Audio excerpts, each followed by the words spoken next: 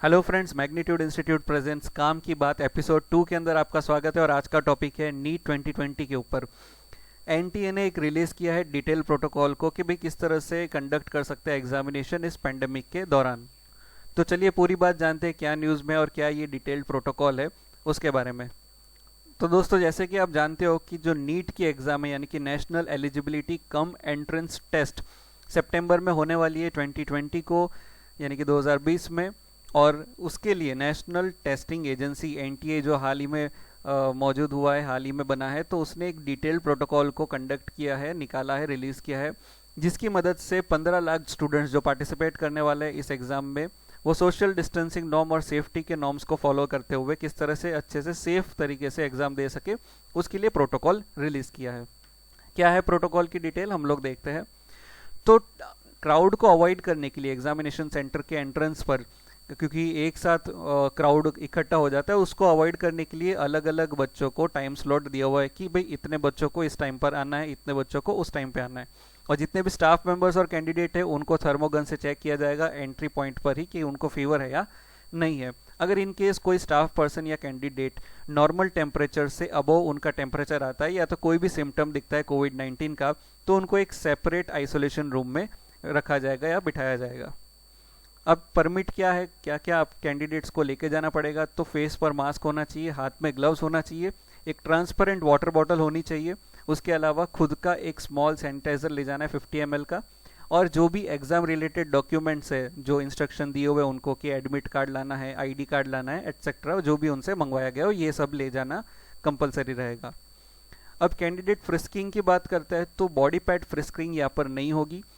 Metal detector से उनका frisking किया जाएगा, यानी कि उनकी जांच की जाएगी, वो भी लॉन्ग हैंडल मेटल डिटेक्टर से। ये सारे ही कैंडिडेट को मैंडेटरीली करवाना होगा।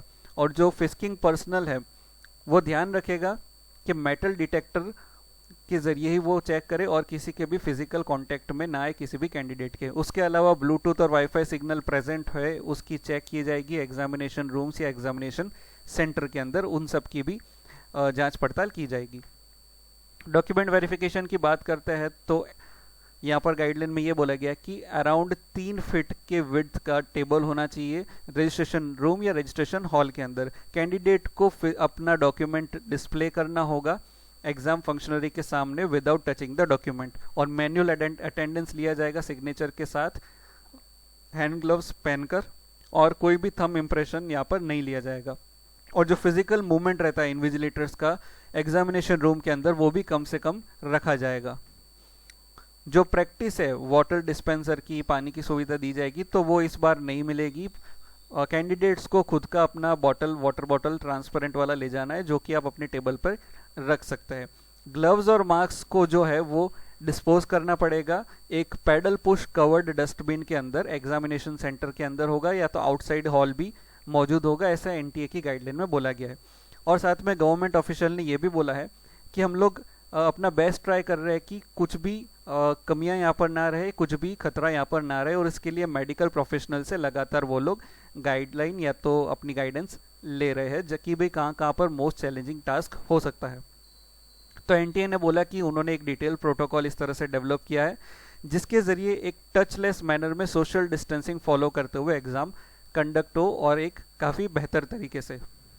कंट्रोवर्सी की बात करते हैं तो कल ही सुब्रमण्यम स्वामी ने एक ट्वीट करते हुए लिखा कि उन्होंने प्राइम मिनिस्टर मोदी को एक लेटर लिखा है जहां पर वो बोल रहे हैं कि जेईई नीट जैसी एग्जाम को पोस्टपोन करे दिवाली के बाद तक।